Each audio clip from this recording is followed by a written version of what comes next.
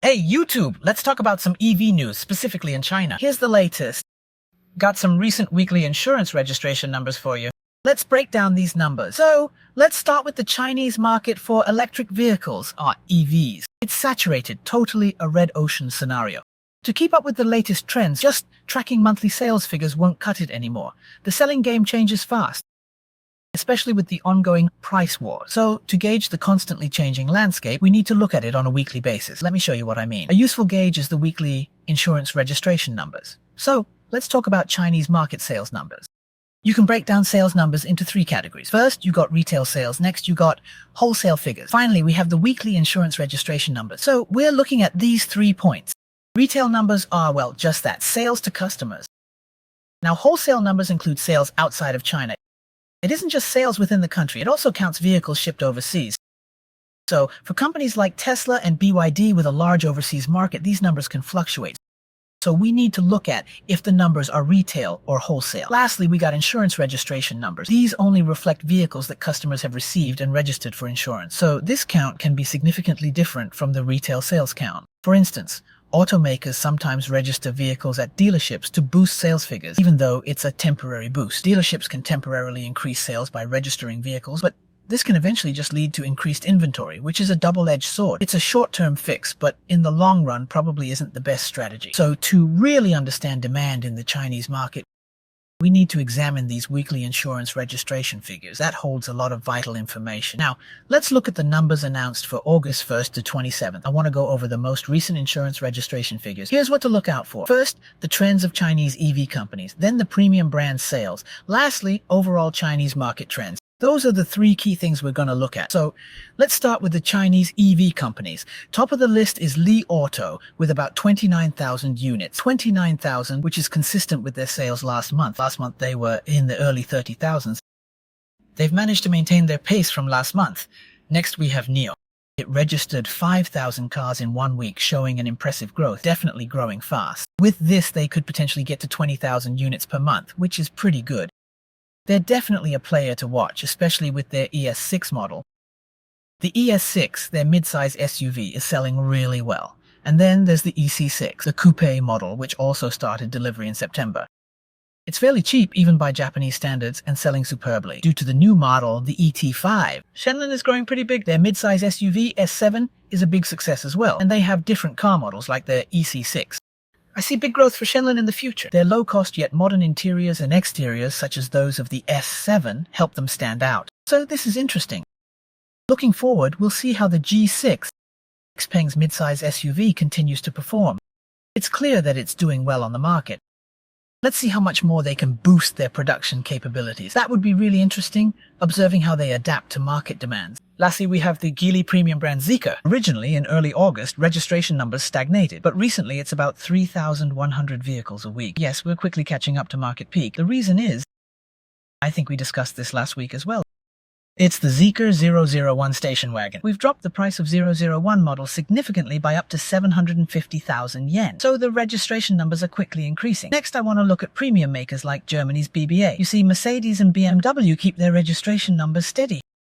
However, you can see that Audi is starting to lag behind a bit. About this, I think one reason might be NIO. NIO has the Audi's popular A6 and Q5. They're the rival matches to these. They began selling the ET5 and ES6, as I just mentioned. They're increasing fast, aren't they? Probably chipping away at Audi's share. You can see signs that they're starting to snatch Audi's share, clearly. Also Lexus for 2 months. It's already surpassed expectations. Thanks to the second half push, it might even overtake Lexus's annual sales. There's a possibility that it could happen, so let's keep an eye on what's happening in China. Opinions are starting to differ about these premium makers based on their performance. Especially Audi and Lexus seem to be slowing down in their sales pace, don't you think? That's what it looks like. Lastly, I'd like to look at trends across all of China regarding BYD. In the last week, BYD has registered 51,700 units, the highest this month. We're at 180,000 units as of the 27th. And this graph is, if the pace continues until the end of the month, it will be, I've calculated the estimated monthly insurance registration amount. Just for BYD, we're looking at around 206,000 units. And for high-end brand Denza, we're expecting another 10K units today. Therefore, we should be getting on top of things soon. I think perhaps BYD registration numbers probably reach around 220,000 units in August. That's the forecast. If we consider July, BYD numbers were around 190,000 units. Clearly, BYD's insurance registration numbers are on the rise and on a significant margin, and it's expanding quite impressively. Of course, BYD is also increasing overseas shipments substantially, especially for Dolphin. Including the Japanese market, it will arrive soon. Especially in Europe, Thailand, Australia, New Zealand, and Brazil, they're shipping more, so the number of units sold overseas will undoubtedly increase. So, including that, BYD's total unit sales this month should still surpass last month's, with potential to set a new sales record. Personally, I think breaking 270,000 units this month would be a key milestone. So, surpassing 270,000 units could become an evaluation axis for BYD. That's my personal assessment. Finally, let's look at the overall trend in China. Generally, it's expected that by August there will be about 65,000 registered units.